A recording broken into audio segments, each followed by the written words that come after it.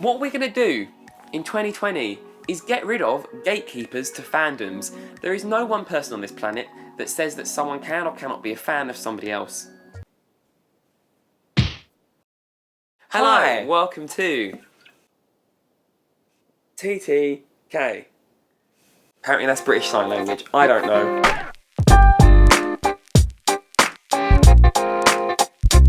We're back! It is 2020. We took 9 days off. It's been a while. We've uploaded so many videos in the last year. Here's some of our hits. Are you going to put some in? No. This time of year, it's all about turning over a new leaf, new jokes, new just everything. Everything is fresh. So what we thought we'd do is be the good caretakers that we are of this planet and get together a list of things we think should stay in 2019. Stay the hell back. Please make sure you press subscribe and also the bell notification button next to it, and then make sure you press allow all notifications because 2020 is happening, it's here, and I want you to be here with us. If you don't, I'll get you in my hand.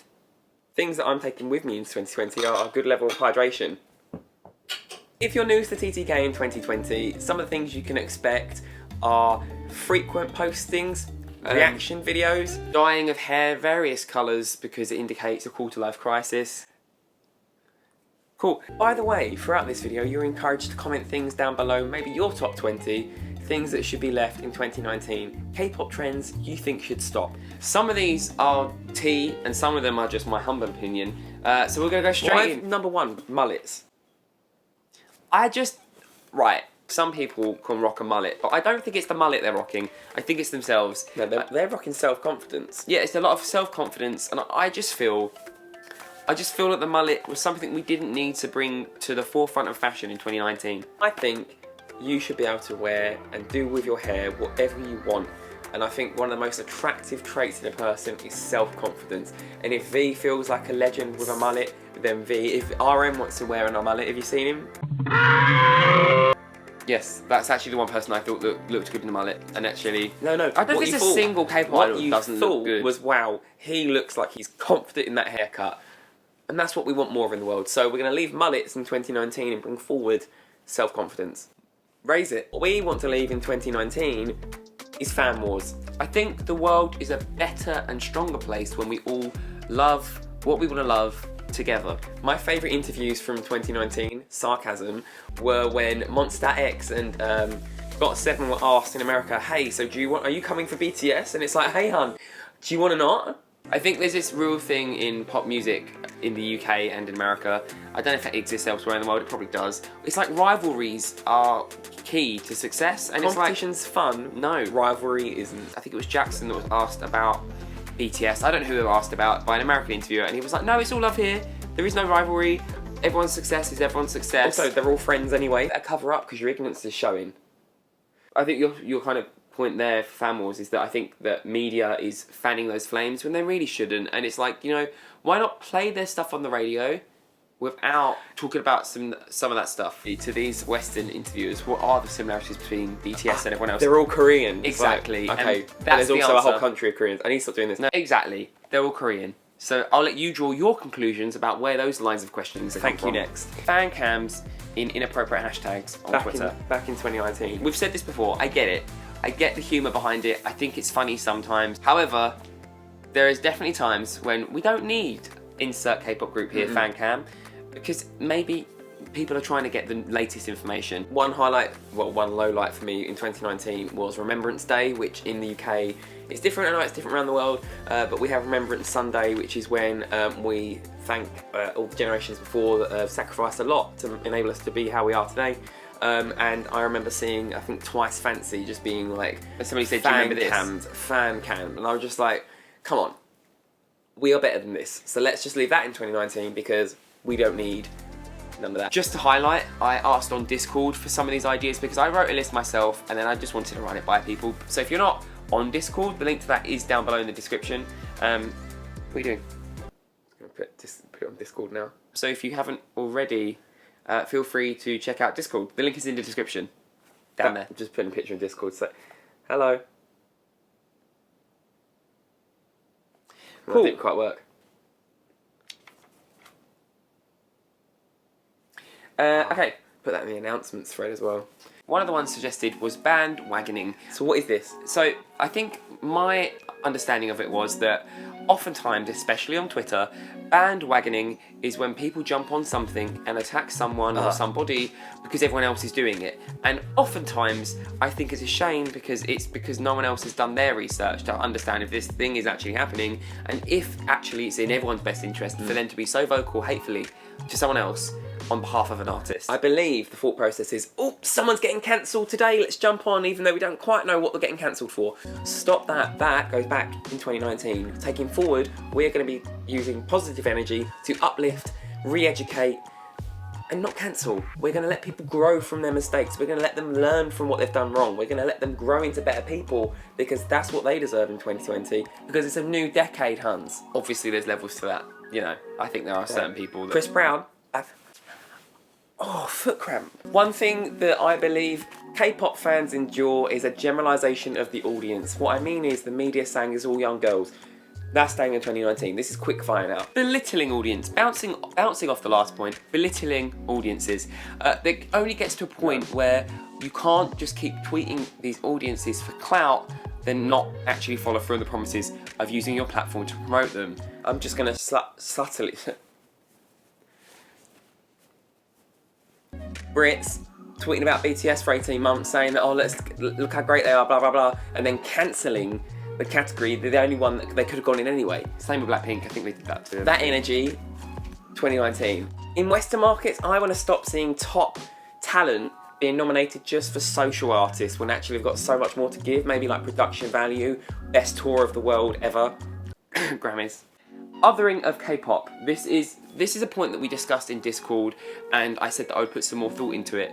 So I'm going to say what I've written down, and we can talk about it. Can you read that? Yeah, it's the othering of K-pop acts as if as acts from Asia tend to be kind of alien or different, or the quality of what they're producing is somehow not up to the scratch of, say, insert Western artist here, because it is from an Asian country. Basically, the media needs to stop treating this as some weird phenomenon that maybe only strange people get into just because it's Asian and it's different to Western music. No, 2019. Discord said this a lot, and this is one point I'm going to raise, like my child, multi-stands. They are allowed in 2020. They're 2019. Valid. What we're going to do in 2020 is get rid of gatekeepers to fandoms. There is no one person on this planet that says that someone can or cannot be a fan of somebody else. Fishing for likes on social media by including a BTS gif and then saying, oh look, we love EXO, and then actually accidentally including twice or something. What we're going to stop doing as well is invalidating K-pop acts for awards. So that is either, which we have already mentioned, cancelling an award category, or by making them fan voted. Because we all know that a fan voted award doesn't have the same clout as an official judged award. I get the point of fan voted awards in 2016. Let's test the waters. Let's see if there's much demand for this K-pop group. But we're in 2020 now. BTS has sold out Wembley Stadium twice. YouTubers and influencers and creators that see that K-pop is a phenomenon online. It's massively successful. So what they do is a lazy reaction video where they have absolutely no understanding of the K-pop market and industry. And they just start labelling my crazy reaction to K-pop, blah, blah, blah. And it's just like, no. I think come on. That would have been good in 2014 when we did do that. But what I will say is there's a difference between that and a first-time reaction, which I do want to see. This is a strong and very valid point. There tends to be this narrative of K-pop only being there for its appeal visually, whereas sonically, it's just not that great. I think that comes from I'll let you make your own conclusions. However, I feel that reducing something just to its visual appeal, aka these boy groups and girl groups are only popular because they look good. There's an element there, especially when it comes to South Korean acts, of xenophobia, where it comes down to, oh, they're only into them because they're a South Korean boy group. I want to see the UK market do what I call the sense test. Cool, you've seen the band with your eyes. Now what I want you to do is shut your eyes and listen to the music and let it take you on an audible experience. I want you to keep your eyes shut and listen to the music and see if it speaks to your soul. If it doesn't, that's okay. If it does, you'll be like, whoa, deep. Maybe what my mum taught me when I was 3 years old, not to judge a book by a cover, is actually relevant. What we're going to leave in 2019 is bad fandomship. And what I mean by that is fandoms... I don't know what you mean by this. Fandoms are ambassadors of the band they represent. Whether or not the band likes it, whether or not you like it, they are.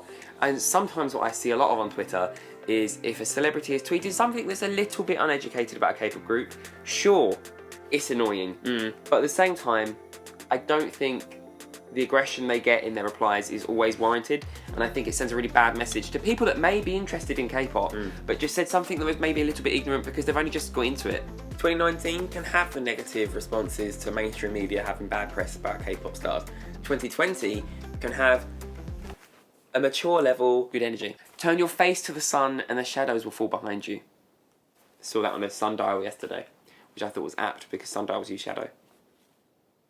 Bad interviews with K-pop stars, 2019. Give me some. I'll do all of the UK's K-pop interviews because there aren't any. Stop asking them. That's T. Who do you want to collaborate with? Oh, sure. Ask it. Like, can we expect some English songs? Shut up. We did it. The reason we did it is because nobody was interviewing these K-pop artists when they were in the UK. So we was like, this is our moment. We will ask them these questions because we haven't done it. We asked IM who would you like to interview, collaborate with.